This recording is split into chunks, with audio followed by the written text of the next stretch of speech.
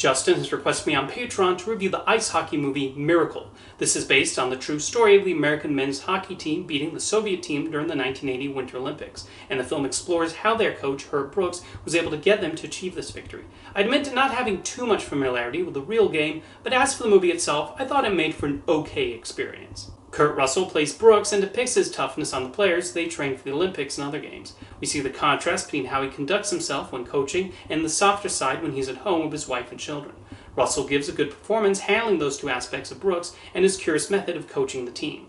Noah Emmerich also does a good job as the assistant coach and general manager Craig Patrick. He is mostly required to react to Brooks' actions and shows how he himself becomes inspired by Brooks.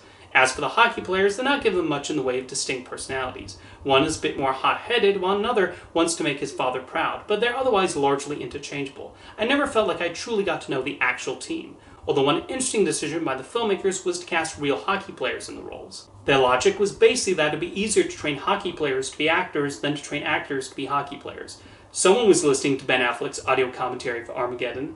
Although a few of these did have a bit of acting experience, many did not, and the fact that I was not able to pick up on this is a credit to Gavin O'Connor's direction. No, none of them were going to win Oscars, but they did well with the material given to them, and especially during the more physical hockey playing scenes. Story-wise, I did find the movie to feel rather repetitive through most of the runtime.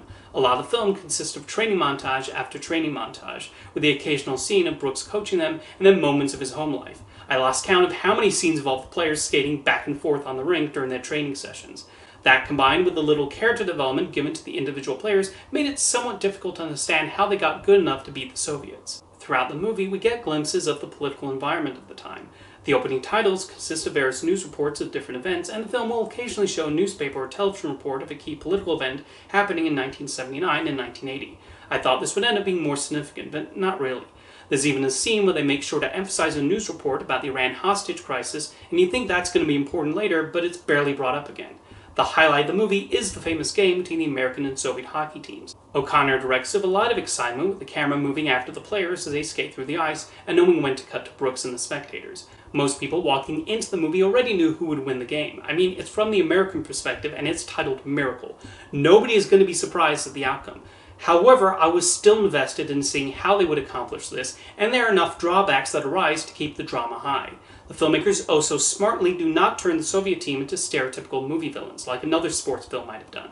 They are just the opposing team with the same goal as the Americans, to win the game and bring home a gold medal. They don't portray them as sneering and evil, and the coach does not act antagonistic towards Herb Brooks. I also want to mention Al Michaels, who did the commentary for the real hockey game in 1980. I assumed they just reused the audio from the original ABC broadcast, but it turns out he re-recorded most of his commentary especially for the movie, and managed to recapture his excitement. It's an extremely well done sequence that ends the film on a strong note.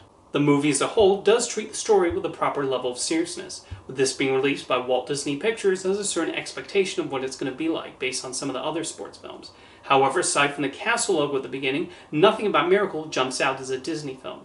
Those putting this on expecting something akin to the Mighty Ducks might be surprised. There was a genuine attempt to pay tribute to what Herb Brooks accomplished, and he was even involved in the making of the film, although he sadly died before it was finished.